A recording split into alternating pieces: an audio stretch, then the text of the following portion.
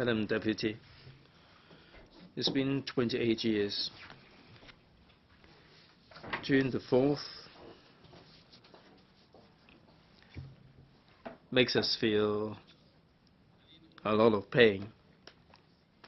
I'm sure a lot of us here in this council and many members of the public would have a lot of flashbacks about June the 4th, 28 years ago, whenever June the 4th incident is mentioned. And they had a lot of hopes, and all the hopes were dashed. And they feel so much in distress. 28 years on, when we talk about this subject, other than feeling the pain, people, in particular Hong Kong people, feel some kind of glory. In any Chinese community, is there any place where people can commemorate June the 4th freely and has such a big following? This is our insistence on truth. We have the ability to express ourselves freely, and we are showing our heartfelt concern. Each year, we gather together. There are more than 100,000 people gathering together in commemoration. And there wasn't any serious organization. A lot of the participants would automatically remember what happened so many years back, and then they themselves, or together with their relatives and friends, would turn up in Victoria Park and hold the candles in their hand to commemorate what happened 28 years ago. This large-scale gathering continues in Hong Kong without any let-up. So time has not diluted our concerns for June the 4th.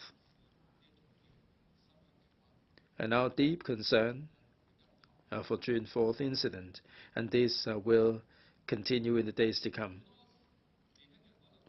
Many young people probably don't understand why those who experienced June the 4th will have such a long memory.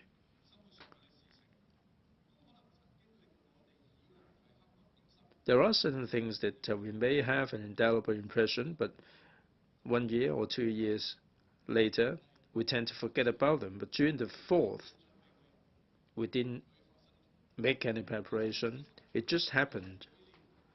And after it happened, each year, year in, year out, we commemorate the event for 28 years now.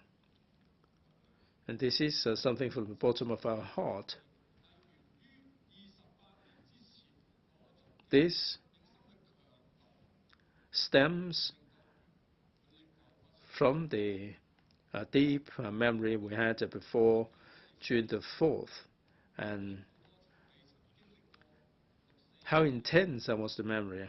I'm sure a lot of young people who haven't experienced June the 4th would find it hard to remember. We had 1 million people taking to the street. We had 5 or 6 million people. If you take away the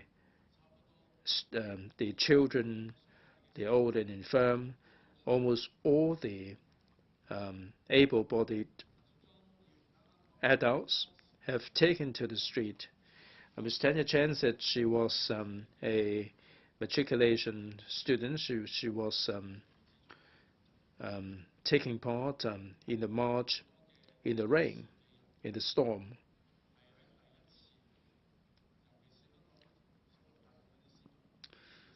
Hong Kong people tend to be apolitical, and that was the very first time Hong Kong people took to the street. They were concerned about those people who were far away, and they shed tears for these people. As teachers, we knew what happened in schools. In May, in June, there was the time for internal and external examinations. Many students were not in the mood for exams. Before June 4th, we saw what happened in Beijing on television, and the citizens tried to persuade the army and try to protect the students against the army. Now all these are still fresh in our memory, and we were very concerned about the students. We were concerned what would happen when we woke up the following day. We were not just onlookers. It seems as if we are living in Beijing. Hong Kong and Beijing are closely bound up together. Mr. Lam Yiu-keung talked about 28 years ago, and the Beijing students talked to him, and the students said that you have to go back alive. Hong Kong people have done so much, and you have to tell the world what happened in Beijing. We didn't let them down for 28 years.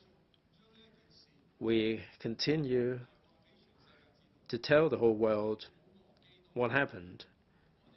We never forget what happened. I think we have to be true to our conscience and let the younger generation what actually happened. Right, please stop, Mr.